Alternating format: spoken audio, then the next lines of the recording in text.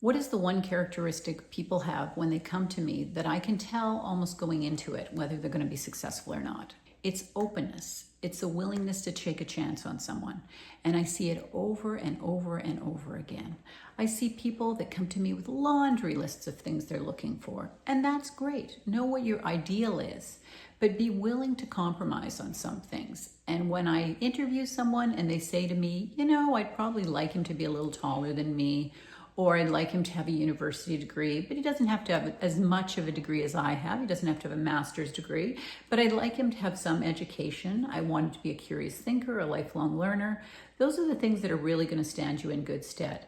So if you can be open going into this process, your chances of being successful go up exponentially. What is another thing you can do to improve your chances? You need to let people come to you to some degree. I just got off the phone yesterday with a woman and she had booked a coaching session and she wasn't having any success through the service. When I say that, it means she'd been on dates, she'd been meeting people. And so I went back and I talked to the staff in the office and I talked to some of the people that she'd met. And what I can tell you is she was trying way too hard. She was working too hard in the initial stages. And there was somebody who was on her file that she was interested in for this week. And she said, tell him I'll go and meet him where he lives. And I said, no, you won't, because that's exactly what you're doing wrong. You have to get people to put as much effort into you as you're putting into them. So they need to come to you. And sometimes when we're clingy or needy or just in a place where we want this too much, it's not as easy. Being a little hard to get, making people make an effort is often what makes people successful. And I see this again and again and again. People that come to me and say, you know what, Linda, I don't need somebody in my life. It'd be great if I had somebody to share the good things in my life, but I have a really rich, full life, and it's going to have to be somebody special in order for me to make those changes in my life. And that's exactly the attitude you need to have. If you come to this and you say, you know what, you sound really nice, this is where I can meet you. This is a restaurant close to where I live, and it's convenient for me. No, I can't meet you on a Wednesday when you call me Wednesday in the afternoon. I'm busy tonight, but you can book something ahead. I need some notice because I have a busy, full life. That makes you more attractive.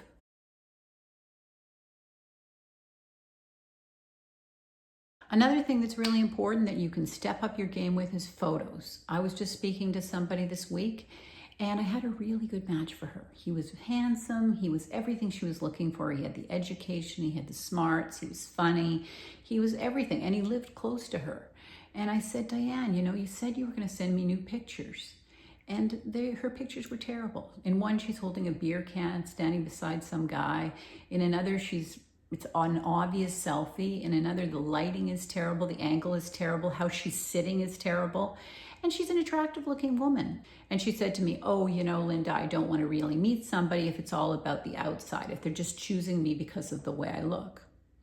I get it. You want to meet somebody who wants you for more than just the way you look. But the first impression is so important. So I said to her, if you're not ready to take this seriously, if you're not ready to put the energy into it, because if every week I'm coming to the table with someone who's good and they're declining because of your terrible pictures, or they're saying no because you don't seem committed to the process, maybe you need to take a break and come back when you're ready. Being ready is huge. I see that all the time. People that join because they say, well, I'll get somebody to do this for me and then I'll fall in love. Well, no, you still need to be ready. It still has to be something you want to do. You're making a commitment to that. So you're making a list. I love it when I get an interview with somebody and they've already made their list and they thought about what they're looking for and they thought about what they have to offer and what their lifestyle looks like. How do you spend your time? What do you do for fun? Those are all things that are so important when you're matching someone. And it's so great when somebody's thought about that ahead of time. But look at your list from a critical perspective. What are sort of make and break things for you? What are things that you can live with? What are things you can live without? That is so important. We want to get you somebody who's going to be a soulmate, someone who's going to be a connection for you, someone you're going to love spending time with. But some things you can kind of maybe be a little flexible on. If somebody isn't the height you're looking for, maybe they don't have quite as much education as you, maybe they are sort of in your income bracket, but maybe they don't own a house. Maybe they put priorities in a different area. Maybe they like to travel and they're ready to settle down now and they'd consider buying a house, but their youth has been spent really seeing the world. Those are things maybe you could compromise on. You're not going to be clones of each other. You want to meet somebody who has something to bring to the table, somebody who's lived a life, and sometimes compromise is required. And if you really, really want a relationship and you want to be with somebody and spend the rest of your life with someone, try to pick the real important things. So 2 or 3 things that are make or break kind of things. But don't have a list of 20 things because you're not going to be happy and it's not going to work for you. I had a great interview with a guy yesterday, and he'd obviously given this a lot of thought, as a lot of people that do come to me have.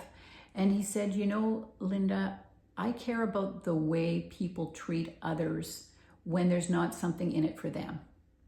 So they can't benefit financially or benefit from status by being nice to somebody. They're just nice to people because they're another human being. And I really want that in a partner. That's how I am. And I want that going forward. I thought that was a really interesting perspective. And again, one of the reasons why I love my job, because people always have new perspectives for me.